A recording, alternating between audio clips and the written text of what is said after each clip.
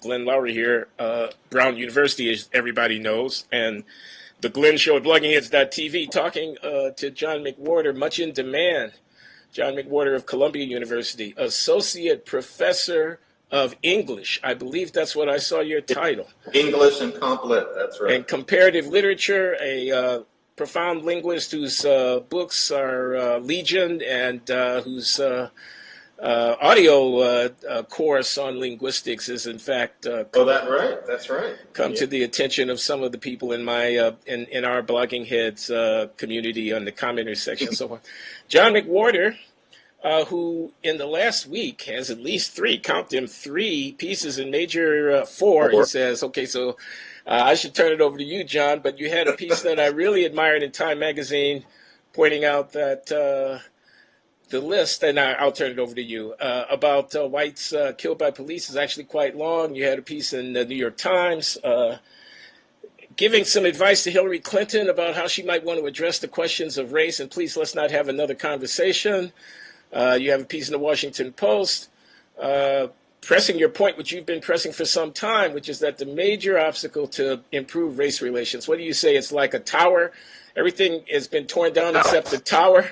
It's a house. It's a house that's been knocked down. Racism is a house that's been knocked down. Everything except this chimney, this brick chimney is still standing. We got to knock it down. That chimney being antipathy between the police and African-American communities. And you say 4. What's the other one, John?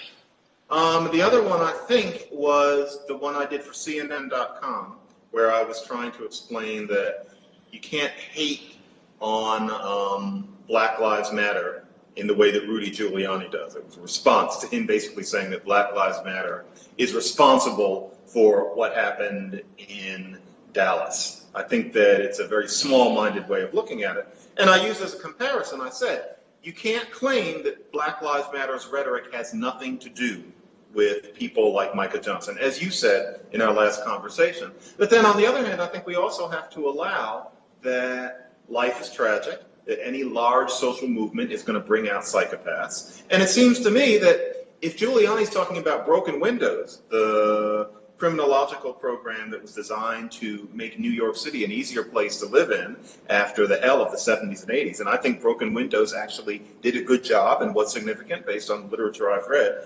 Well, there were rogue cops during Broken Windows. A lot of people's lives were interfered with or ruined during that effort. And yet, if anybody said that Broken Windows shouldn't have happened because of what happened to Abner Louima, the Haitian immigrant who had a broomstick shoved up his behind in name of the kind of policies that Giuliani's administration... Oh, wait a minute, John, I got to stop you. Nothing said to him directly, but that atmosphere... There were things that happened under Giuliani's watch where you couldn't say that it had nothing to do with the sort of things that those officers were directed to look at and the responses they were to have. That doesn't mean Broken Windows shouldn't have happened. Wait a minute. I'm objecting, John. Let me object. All right. You're drawing an analogy between Giuliani and his police, Bratton, I suppose, when he's mayor, instituting quality of life policing in New York City that roused homeless people and squeegee men and marijuana sellers out in front of the public library and so forth. You're saying that created a climate in which a rogue police precinct practicing torture on a suspect, somebody who's taken into custody and sodomized with a broom handle, okay, that A is to B as X is to Y. A and B being Giuliani and company having a police policy, and B being the sodomizing of somebody with a broom handle. And then you're saying that's similar to X to Y, where X is the Black Lives Matter narrative and themes of anti-cop sentiment. And on the one hand, and a guy with an automatic weapon assassinating 5 police officers and wounding 7 others and 2 civilians. The mayor and the police commissioners say we're going to have a conservative, low-tolerance police policy. Causes every bit as much or as little a rogue police. So I'm not sure if it's as much or as little. I mean, I'm not, I'll stop talking because this is your thing. But, what exactly are you saying? I don't get it. What you just said. All I'm saying is that there are going to be bad actors when you enact any kind of risky and complex policy of that kind. So and yes, some people are going to listen to Black Lives Matter, and especially if they're mentally insane, they might do some pretty awful things. And that is not the fault of DeRay McKesson any more than various people who are hurt or killed or tortured in some way during the Giuliani cleanup, any more than you can say that those things are Giuliani's responsibility. This is life. Okay, you're saying that in neither case is it the fault of the activists. Okay. Now, let me shift the ground a little bit. Still talking about whether a movement or an administration should be held responsible for the actions of rogue people who might somehow or another be more or less loosely connected.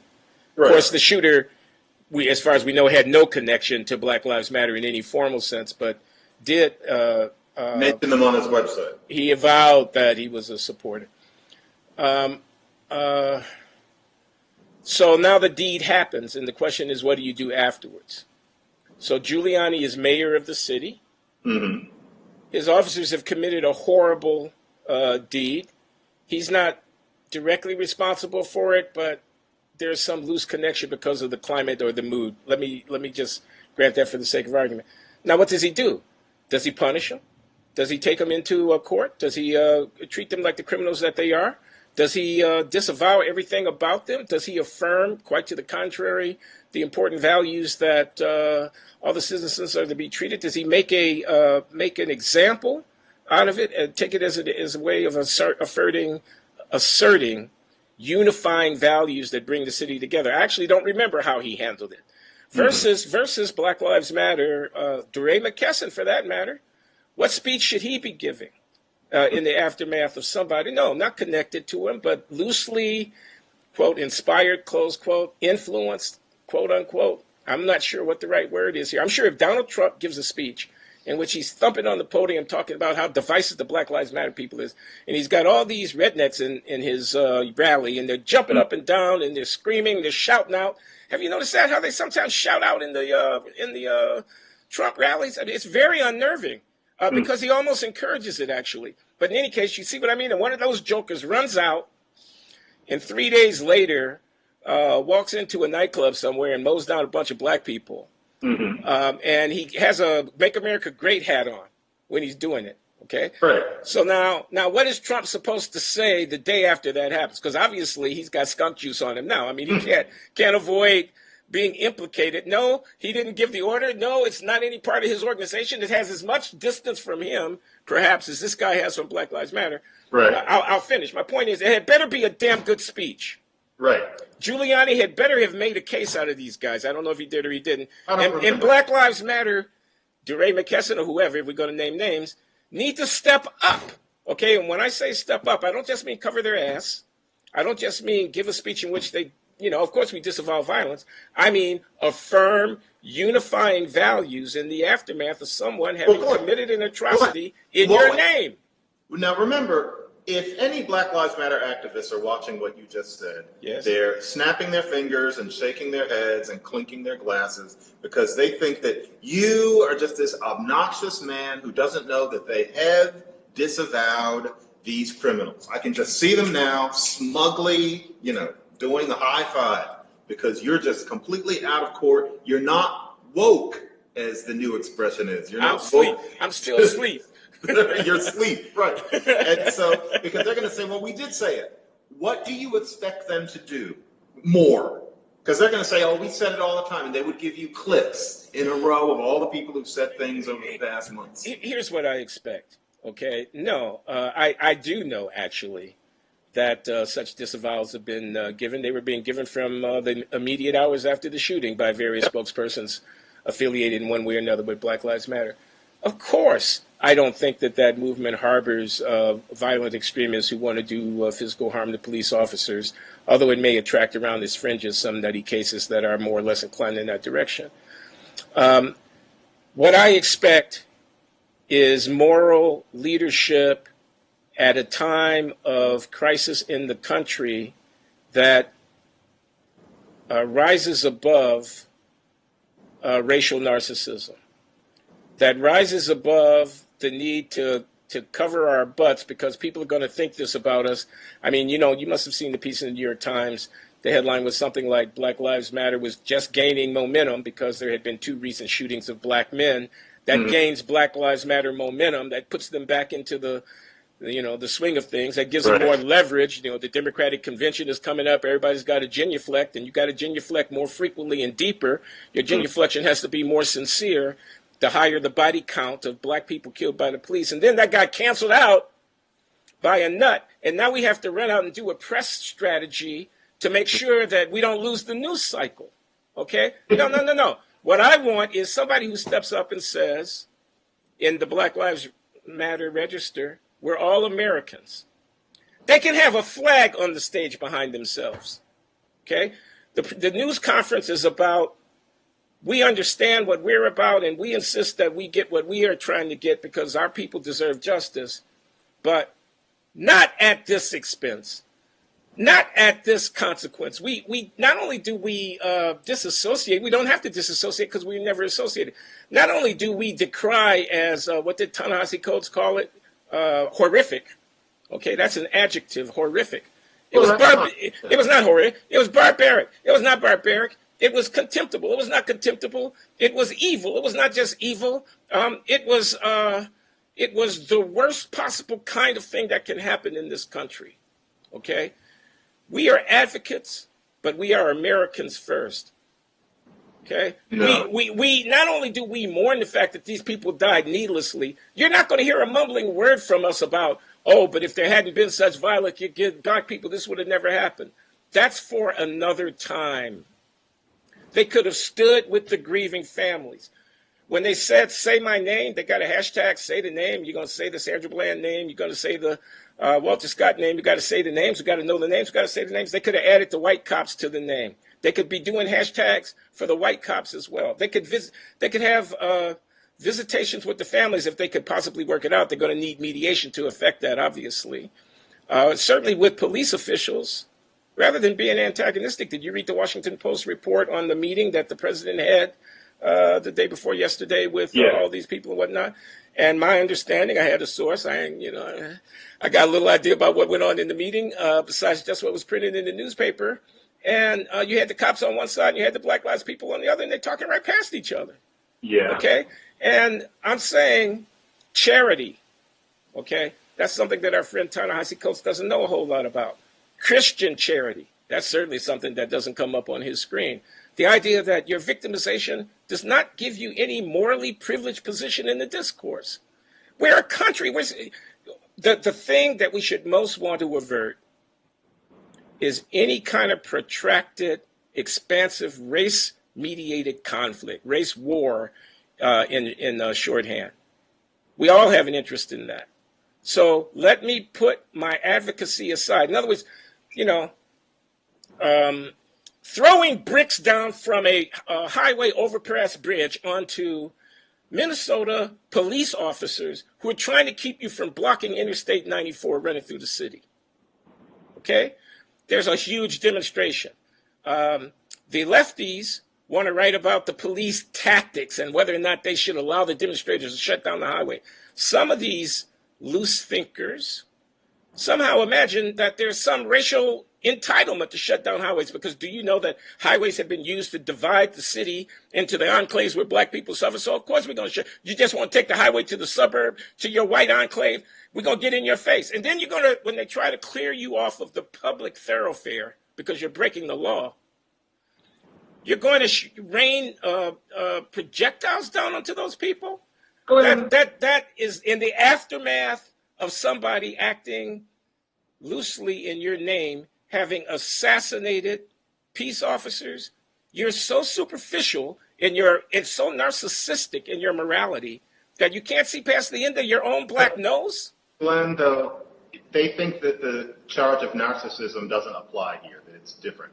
And I want to say something to you with sincere affection, because you're worrying me a little bit. You know how Shelby Steele wrote that whole book? Oh, don't do that, John, please. Don't. No. That Obama couldn't win? Yeah, I remember that book. It was a shocking misanalysis, because Shelby thought that most of Black America was so addicted to the angry black man persona, like early Al Sharpton and Jesse Jackson, that he thought that somebody like Obama would never be embraced. Obama, a bargainer. That was a stark misreading of what black people are like. Okay. You have to be careful.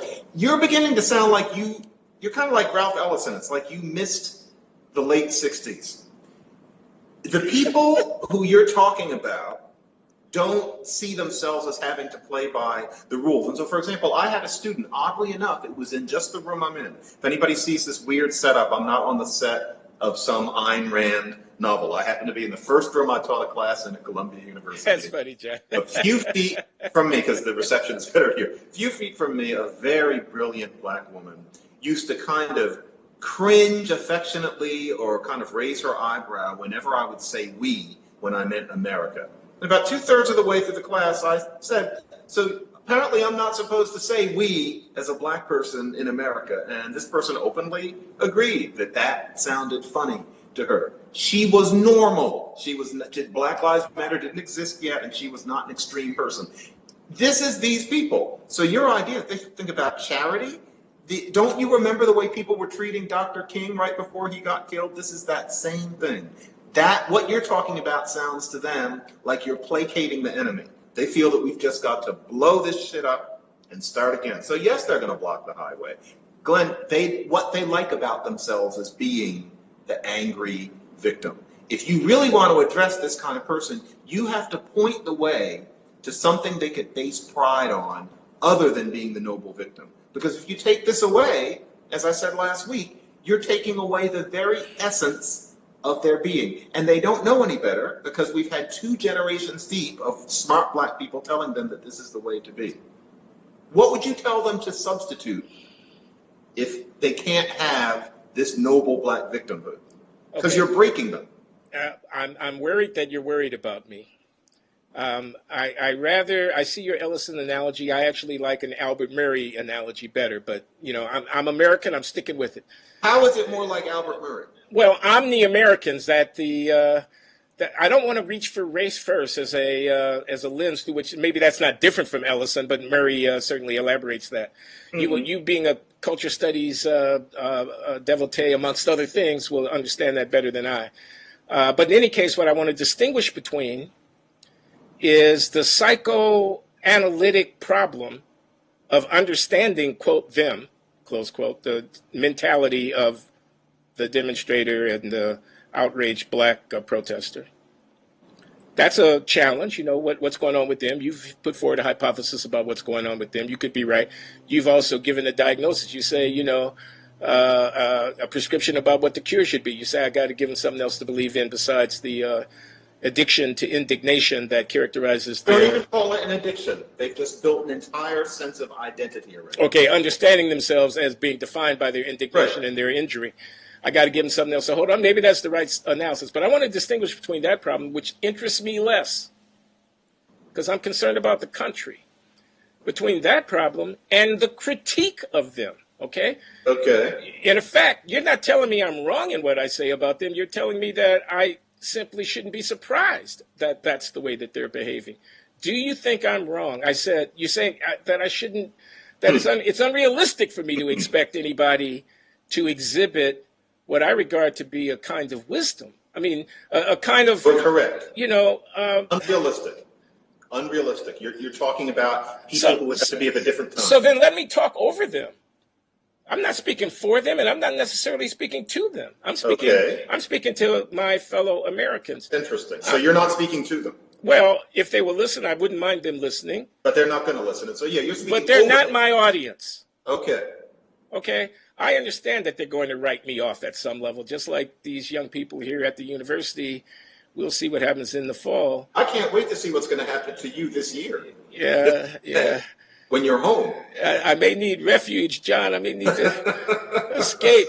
But no. I mean, come on. It's time to grow up. We're 50 years past the civil rights movement. Putting your fist in the air, I get the gesture. I get the emotional thrill, whatever. I used to be an adolescent myself. One day, I know it was a very, very, very long time ago.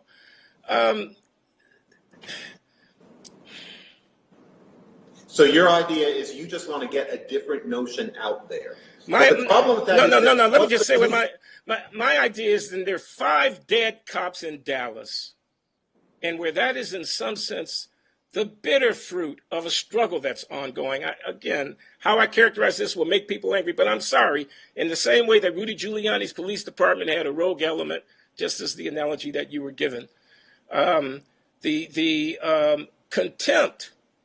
You say the cops are not legitimate. This is what Ta-Nehisi is saying at the Atlantic. The cops are not legitimate, so they shouldn't be surprised when it blows up in their face. No, they're not legitimate. And yes, they do bear some responsibility for that. But we, too, the people who are being policed, even African Americans, bear some responsibilities of citizenship to cooperate with the cops in the effort of producing public safety. Those marchers were being shepherded and protected by the police officers who ran toward bullets, and some of whom gave their lives in the service of those people. Now that deserves to be honored, not just managed.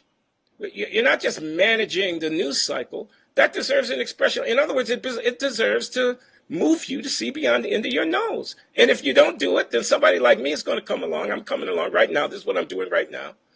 And suggest that you grow up, that you have responsibilities, that your victimization and your injury does not exempt you from the moral calculus of reciprocity and citizenship. You expect so much, because I think what you're talking around is the fact that there's some people who, they're not going to put it in so many words, but they think that those 5 cops deserve it. I mean, you always get us talking about this person.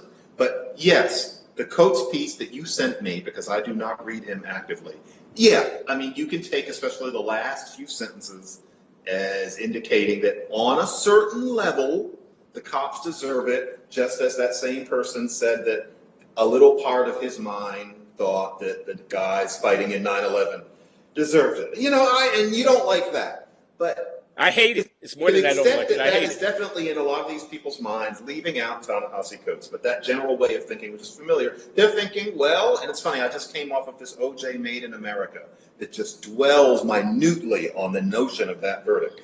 They're thinking, well, this is what the guy gets who shot Walter Scott in the back. Well, the next guy who fell down, that's the one who killed Tamir Rice. It's human. This is human nature. It's the seamier side of it. And I can't believe that, in a way, I'm the one who looks at this and I say, it's messy, but I see where they're coming from, especially if they come from a community where they've had to deal with the cops more than I ever have. I think of those sneering New Jersey guys who I can get away from. You just think, be charitous. You think, be mature, be intellectual about it. I don't think that's the way most human beings in the thick of this thing called life are capable of being. I don't think you should be mad at them. Well, okay, forget them for now. Let me just withhold bracket. Am I mad? Am I not mad? I am mad, but I'll think about it. That sounds trivializing. You're angry at them. I'll think about it, you're disgusted. Dialing it back. I am a little disgusted and disappointed. But leadership, and I don't mean to be self-promoting here. I mean, I am just me. Somebody's got to speak up. Leadership is not giving people what they want. It's not understanding them where they are. It's pointing to higher ground, and that's what I'm trying to do right now. I'm trying to point to higher ground. So, in the fullness of time, maybe there'll be some trickle-down effect, and, maybe there'll be some influence, or maybe I'm just spitting in the wind, But you're not spitting in the wind, but I think, once again, you are more honest and, in a way, braver than me. I try to be more pragmatic. I'm pulling off a transition here that I think you'll like. For example, one thing that I think people do need to look at, based on our last conversation, my Bildungsroman of the week, has been the list. Oh, yes. And I said, okay, if there's a racial element of this, well, a week ago, I think I was wearing this shirt, where's the list?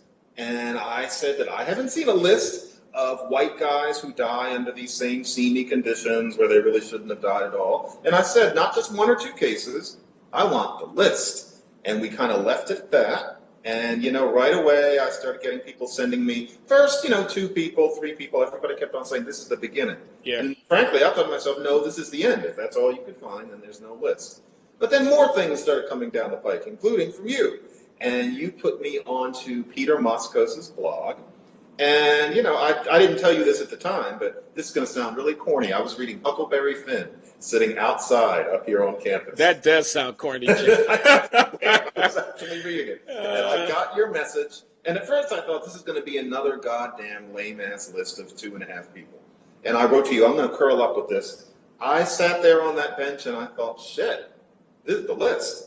And I am not ashamed that I didn't know about it because no one tells us. You had to dig for that list. I don't happen to read Peter Moskos's blog. What does a typical American know? What do these Black Lives Matter people know? What does the woman crying over her child on the street know? She doesn't know about the list because the mainstream media doesn't put it out there. So I decided, to the extent that I at least pretend to be mainstream media, I'm going to put out the list. And so that was my time piece this week. Yeah, John, let me just tell people, I want you to go into some of the detail in their piece, that Peter Moskos is a professor of criminal justice at the John Jay College of Criminal Justice in New York City, and his blog is called copinthehood, one word, .com, copinthehood.com.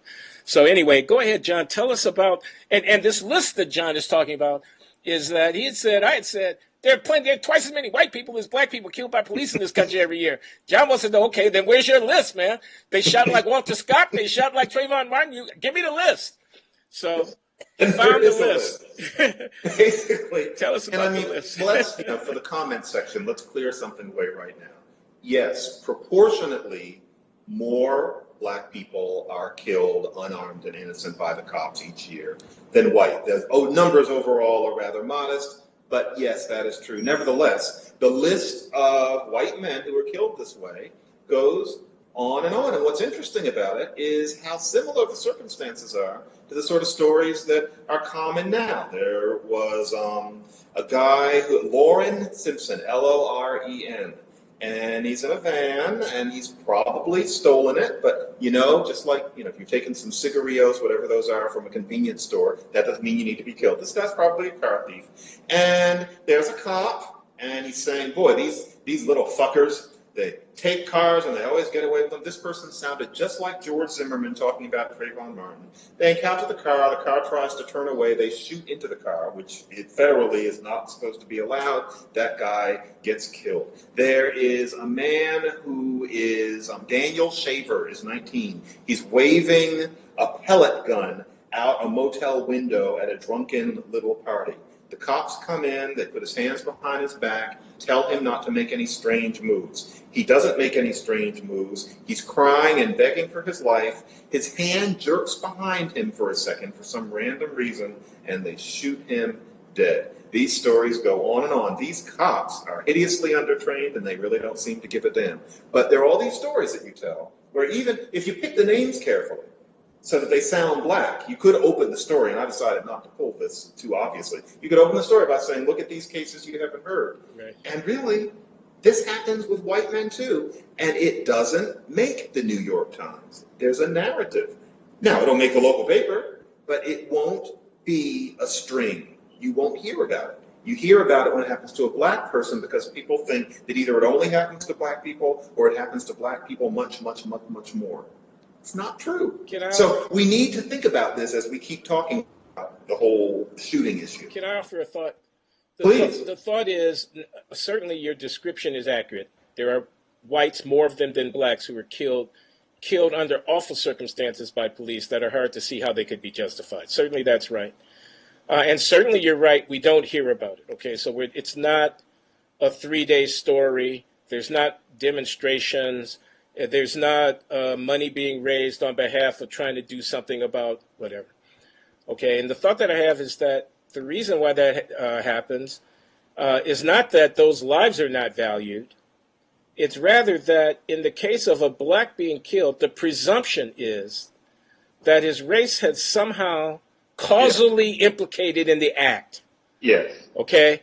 And I mean, basically, as a social scientist, I don't know of any way of saying this other than people are entertaining the counterfactual that had the victim been white, he wouldn't have been killed. Now, that, by the way, is not inconsistent with many white people being killed. Yeah. Okay? Because not all white people are being killed. Right. So there's some white people who are not being killed, and the idea is that that set amongst white people is bigger than the comparable set amongst black people. Some of the black people who are being killed wouldn't be killed if they had been white. That's kind of what the hypothesis is. Right. So there are two things going on here. One of them is about police killing people, and the other thing is about race affecting the way the police use their violence. And because, we are not, there's 1,000 people a year being killed by police, 980 something in the last year, 1,000 people a year, 1,000, 3 a day, 3 people every day on average are shot dead by a policeman, okay, in the country. That's not the object of public remonstration, that fact. It's the racial addition to that. Yeah. That plus race is what's getting us the complaint. Now, that's not obviously wrong to me. At the end of the day, I think it is wrong. Yeah, but it's not obviously wrong. Right. And of course, what we have to take into consideration that since January 2015, I believe the figure is that 18 unarmed white men have been killed. 24 unarmed black men have been killed. Now, that could be taken as indicating that there is still a racial element in these things. It could be taken as an indication that there's a disproportion to which black men, mostly men, wind up in certain situations where something might happen. And you could say that that disproportion is because of racist circumstances such as poverty and the legacy of redlining. But nevertheless, that part is true. So vastly many more white men are killed. But in terms of the ones who don't have anything on them, and you read the story and you shake your head grievously, it's more black people, despite the fact that black people are 13% and white people are 62% of the population. So we're not completely out of the Black Lives Matter style woods. But nevertheless, the fact that these things do happen to white people so often is important, because if you're sitting on the street grieving that a black man has been killed, I don't think that the individual person is thinking, this is even worse because there are only 48 million of us and there are 180 million white people. That's not what's going on. There's the thought that, as you say, this wouldn't have happened if this person was white. But the person who says that doesn't know that that probably did happen to somebody who was white in Utah or something 3 or 4 months ago. And so the role that race plays in these killings is not as simple as we've often been told. And we can't really think about any of this without realizing how common it is for somebody named Brandon, as opposed to Laquan, to get iced by the cops for no real reason. I'm glad now to have more of a sense of the facts than I did, basically. I'm glad we had that conversation. Well, I think there are major implications in the facts. Okay, and I think of two. One of them is political, and the other one is a policy implication. The political implication is you want change, you need a coalition. The African American or even non-white population still remain a minority of the country, and so you need white allies. If you're going to build a movement over a period of time that has a lasting effect, that doesn't just come and go like Occupy Wall Street may have just done, you need to broaden it. You need to broaden it, and this is an opportunity politically. The observation that many whites are victimized, even if not in the same proportionate rate per population, and even if there are other aspects of racial disparity built in, like the fact that blacks are relatively more represented amongst the unarmed victims of police killings than they are amongst the armed. Those are real things, and they need to be taken into account. But even so, there's a political opportunity in the fact that they are white victims, because it allows you to cast your net more broadly in terms of generating people supporting what you're trying to get done. The policy thing is that actually, John, I don't know of too many solutions to racial implicit bias. There was a story in the newspaper not long ago. It might have been the New York Times where I saw it. Maybe it was online. It was that reporting on efforts to train people to reduce their implicit bias by giving them a set of experiences, putting them through, some kind of play acting stuff, exposing them to some kind of sympathetic portrayals of the other, and getting them to be aware of and perhaps less implicitly biased. I suppose you can do that kind of thing. You can certainly root out, if you catch racist emails in the social media of the officers, you can fire them. You can have, leadership in the department that emphasizes community relations. These are all worthwhile things that are doing. You can have greater accountability for police officers. The big policies, I think, are things that change the structure. What does the police union have in the contract that limits the ability of the district attorney to interrogate a policeman after a shooting? There are real restrictions. I've heard DeRay McKeeson speaking out at Aspen when I was out there a few weeks ago, who was harping on this point, because apparently a lot of the union contracts protect the police officers inordinately and give them rights that you and I as citizens wouldn't have. Three-day cooling off periods and blah blah blah. Harold Pollack tells me that there's a civilian review board of police misconduct in Chicago, and that there are like 900 odd cases before it, and like 3 of them were found in favor of the people accusing the police. Maybe it's 300, and it was only 3, but it's some incredible imbalance like that. Yeah. So that structure could be changed. You could change the protocol that legitimates the police use of force. There's a Supreme Court case, and I cannot name it. Forgive my spontaneous ignorance. We could look it up, in which this issue came up of whether or not an officer was legitimately using deadly force when he felt fear for his life. It's a kind of like super stand your ground law for police officers. Mm-hmm. All the police officer needs to establish is that a rational person would have feared for his life in the circumstance, and then he's exempt from being charged with a crime for using deadly force. Right. Now, that's, a pretty loose protocol. I mean, you could say maybe sometimes there's circumstances where, it's on the margin. Maybe you can fear for your life, but still you don't shoot.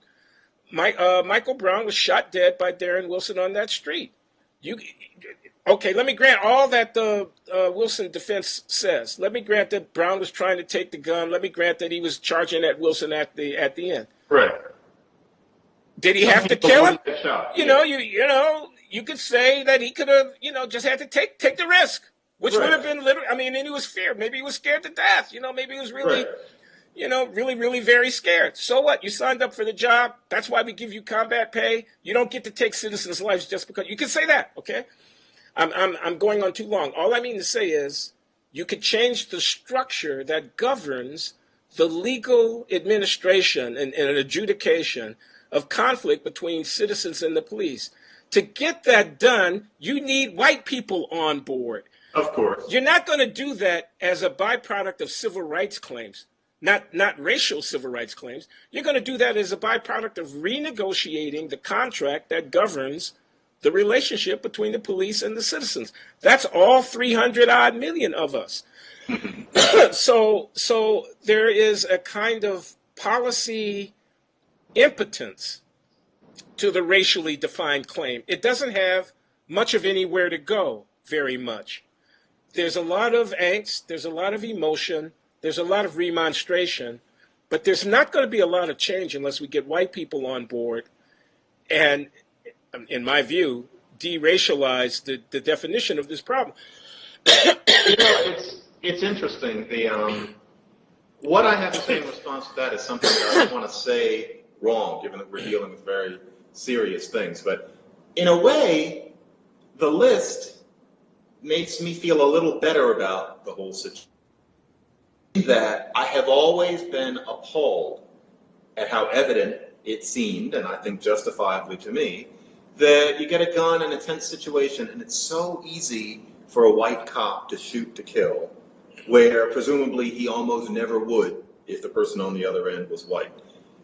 If that's not true, and the list convinces me that that is much less true than we've been told, rather, when a cop gets scared or is undertrained or is an asshole, if the person on the other end is white, might shoot him dead too, and not just once every 5 years, it means that this is less racialized because, yes, as you say, what exactly could you do about that? How do you train people to, in a really tough moment where they might be afraid they're going to die, not to let their inner racist peek through? I think the answer is rather clear. We're not going to know how to do that until we can change the neuronal configuration of people's brains from afar. That's not going to happen in our lifetime.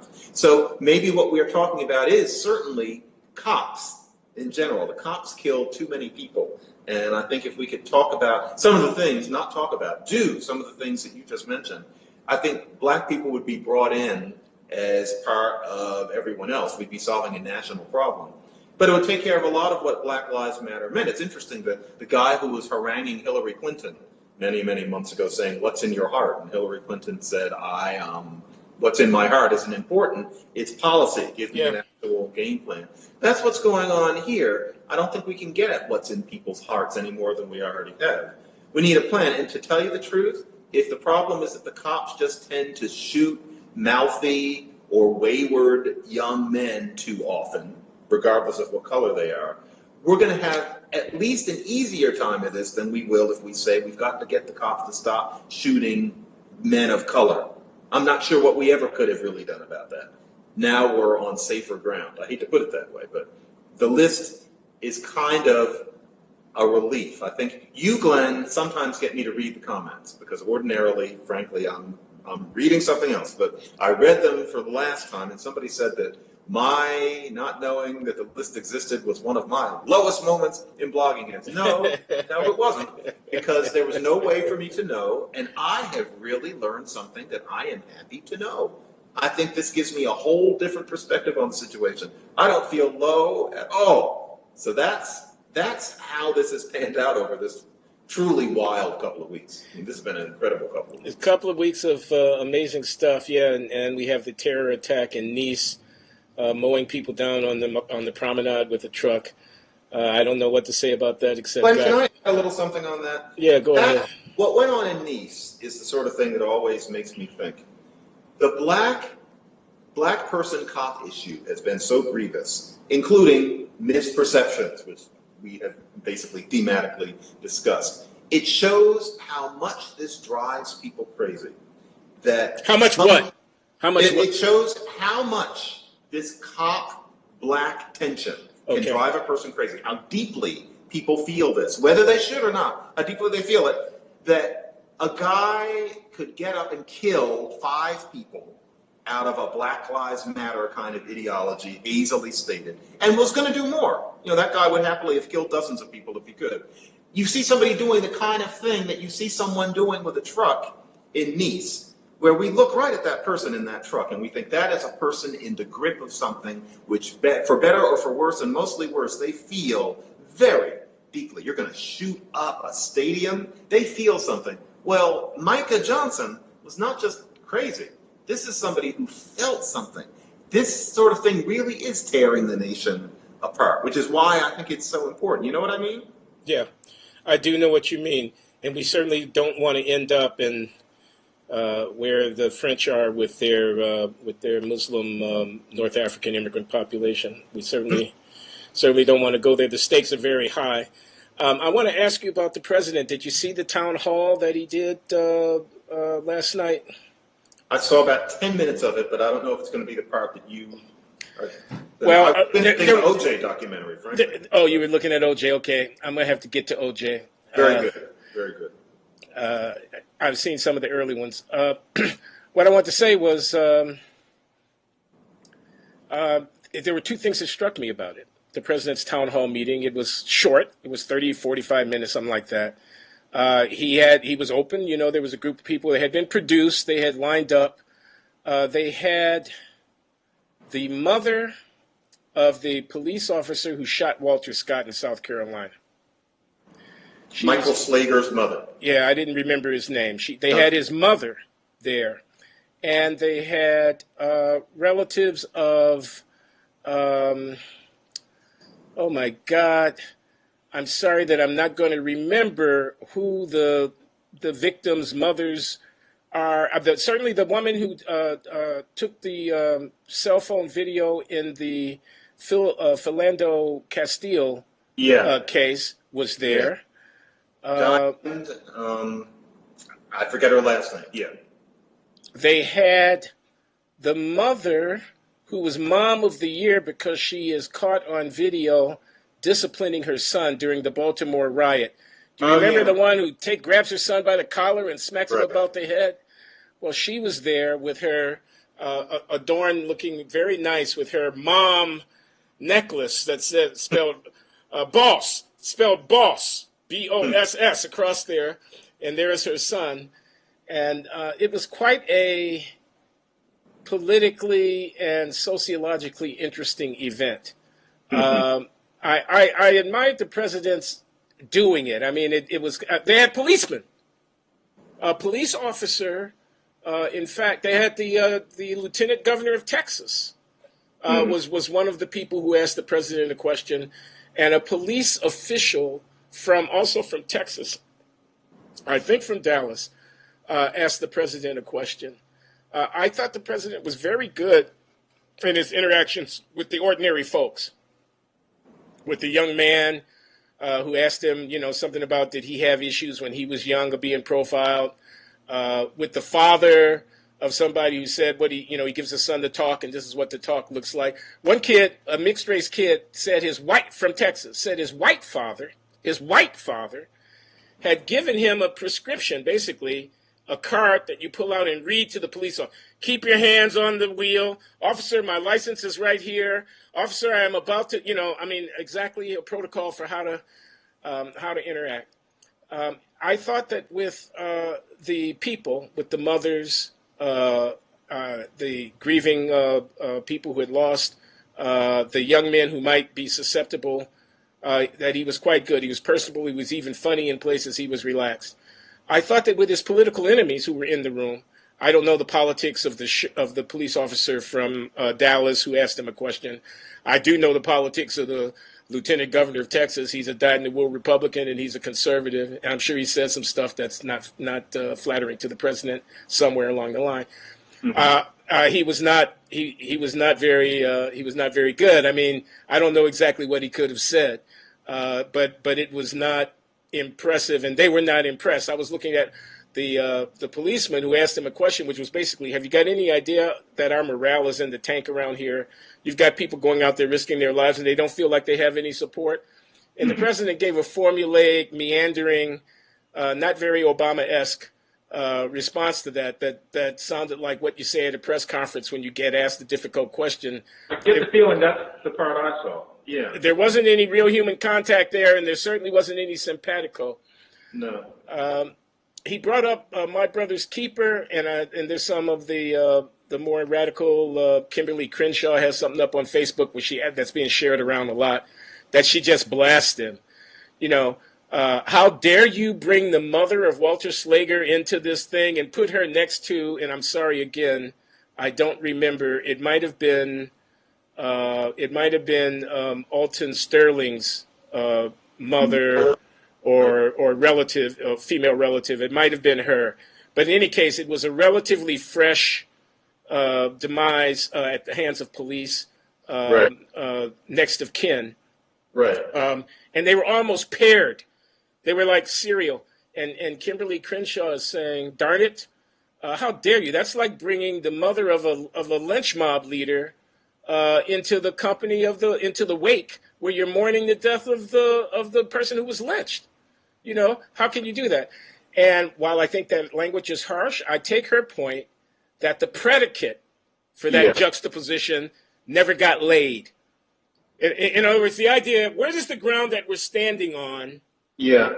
From which the moral equivalency implied by this juxtaposition makes sense. Yeah. Schlager. Well, this is the one who shot him running away. In the back. How would you feel, though, if it was, say, Eric, the guy who choked Eric Garner? I'd feel different. Where we know that he didn't mean to do it. Yeah, would that be different? Yeah, it would be very different. And by the way, I'm not embracing Kimberly Crenshaw's position. I'm just reporting that people are objecting about that. I would feel differently, and that would have been different. I think everyone would have to judge it a little differently. I'm not saying it was wrong to bring his mother in there. She's grieving. Her son may, hasn't he been convicted of murder or something? I mean, his life has been destroyed. Yeah. Okay? He made, quote, a mistake, close quote. okay, I mean, using those words, I know it would be very loaded, but there's a point of view from which you might regard her as somehow, you know, victimized by the thing that is unfolded. But I don't want to make that argument with anybody. Okay, I see Kimberly Crenshaw's point on that. Although you also know, and I haven't read her post, but she is a good. Another thing with Slager is that he lied. I mean, he was one of the most utterly, openly, starkly egregious cases. But with Crenshaw, there's a brilliant person, and she's a fine writer, she's a fine speaker, and I'm sure that you know of her critical race theory politics. Intersectionality. She's the mother of that concept. I've been on a stage with her, and to be quite honest, I don't think she could. She's not impolite, but she couldn't abide anything that you or I were saying. We would be unable to penetrate, and there would be a part of her, and I don't care if she's watching me say this, there'd be a part of her that would think that we were misled at best and co-opted at worst. And she's not crazy. She's not an adolescent. She is actually a brilliant person. That's what this is up against. And it seems I don't know how she would respond. Well, no. If she saw the list. And she's your colleague at Columbia, is she not? Oh, no, I know. I'm thinking to myself, she could be on the floor below me. And if she saw the list, I think her first response would be to resist its findings. Everything that's wrong with it, she would pick out, including, for example, the issue of 18 versus 24. The list wouldn't make her see these things any differently, I don't think. And I feel like our job is to say things that might move her. And that means using some real argumentational strategies that really force a person to perhaps rethink a little bit of what they thought. And just yelling at Kimberly Crenshaw and saying that she is abdicating her responsibility as a citizen. I didn't do that. Don't put words in my mouth. That was the other people that I was talking about. So you were talking about Black Lives Matter. When I said that, I was talking about Black Lives Matter. I didn't have but don't you think she would support 96%? Yeah, she probably would. Okay, so she could, by implication, be included in that. So is she abdicating her responsibility as a citizen? Because I would be loath to say that. No. I don't. I'm not saying that's not my comment about Kimberly Crenshaw at all. I'm making two comments about her. She was very upset that the president or whoever produced this affair allowed the juxtaposition of the mother of a killer cop who gunned somebody down in plain sight and unjustifiably and then lied about it, and who deserves to go to jail, with the mother, if it was his mother, of Philando Castile, or of Alton Sterling. Again, forgive me for not remembering. We can look this up. But in any case, with a victim's mother who was in an entirely different moral position according to her. But the other thing that she was very upset about was My Brother's Keeper, because the president found a way of mentioning My Brother's Keeper during the town hall. And she didn't like that he's criticizing black people. That he's pointing toward a solution that has to do with the modification of black behavior. Right, yeah. Okay? In other words, we got a disproportion in the criminal justice system. Let's face it. The thing that you're talking about in the Washington Post about race and the police being the last barrier to, really dealing with it. Yeah. It has a lot to do with the behavior of, disadvantaged African Americans, male and female, who are breaking the law and engaging in socially disruptive behaviors that the police are responding to. Okay, I said that. I mean, if that gets me in trouble, I don't care, okay, because that's just obvious. And you could say that behavior comes out of a structure, and we can talk about that all day long, but I'm talking about the behavior right now.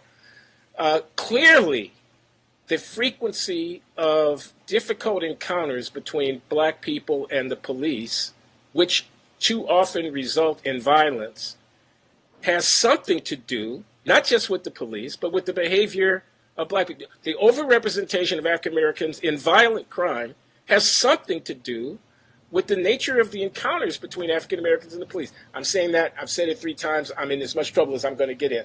So the president wants to talk about how you're going to change that behavior. And your colleague, my colleague in an extended sense, that we work on race in America, Professor Crenshaw, was very upset. She calls it a kind of respectability politics on the president's part. She says, what, we have to become fit? behaviorally fit before we are entitled to the basic protections of not being preyed upon by the agents of the state? Mm-hmm. You got to fix us, and then we're going to fix this problem. You're going to fix black folks? Is that what you're going to do? She says. And you know something? One of the best things about President Obama has been that it's easy for you or for me to get caught up in the views of people like Professor Crenshaw. And you and I often feel like those sorts of views are, quote unquote, winning. And, you know, they are winning with the intelligentsia.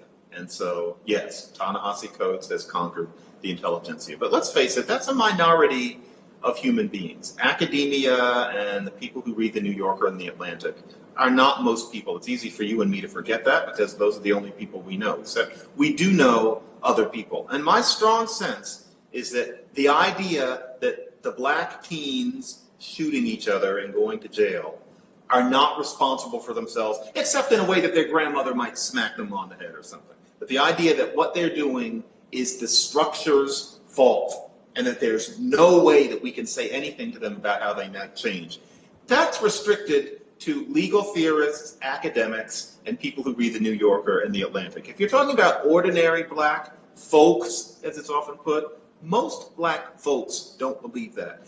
And one of the nicest things about Obama is that he's on the side of the folks when it comes to that. Most black people don't think that it's only black people's fault. They think that it's two things. Oddly enough, the layman is actually more open to these sorts of complementary influences than the academics. I've always found that an interesting thing when it comes to how race is talked about now.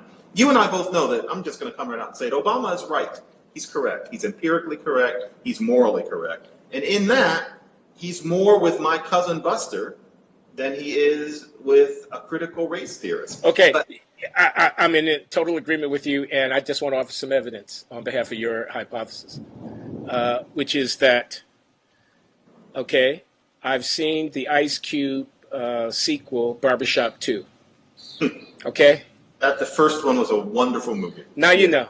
Now you know. I've seen the second one, which it's not as good as the first one because after all, once you've seen the first one, it can't quite have the same effect. But this point, I'll just tell you this. This is not a spoiler. Ice Cube, the barber who's running the barber shop, is in Chicago, and the bodies are dropping left and right, in Chirac. And so he's afraid that his business is going to be ruined and that his life is going to be ruined. He's thinking about moving to the north side of the city where the streets are leafy green and it's safe. Mount Airy, the Chicago equivalent of Mount Airy. But he doesn't want to do it. And so they decide that they're going to call a moratorium. They're going to have like this communal organized effort of collective, we stand for peace, and they're just going to stay open 24 hours a day and give free haircuts to anybody who comes. And in that way, they're going to kind of witness and represent for the idea that we don't have to be killing each other because that's ridiculous. And just to show you that I didn't watch from my hotel bedroom bed while I was getting ready to go to sleep, and this was the only thing that I could find that I thought would keep me awake for 15 minutes. I didn't watch every minute of the movie. Every minute that I watched reaffirmed exactly what you're saying, in that the dialogue and the characters, there would be the odd character who come in there like this, but most of them were like saying, come on, give me a break, man. You guys going around shooting up everybody? That's ridiculous. Your being poor and black is not an excuse for going around shooting up everybody. Come on. Yeah. We're not going to live like this. We're not going to live like this. We don't ask me to live like this because you're angry. Like that. Yeah. That's where they were coming from. We should call it a day, John. Yeah, actually, you're breaking up in sound and picture, and so I'm hearing you like you're speaking German. And we've been going about an hour, and so yeah. Yeah, we have. I think we did it. I think we did. Good to talk to you. You stay prolific, John. Well, I'll try. Talk to you next time. Righto, bye.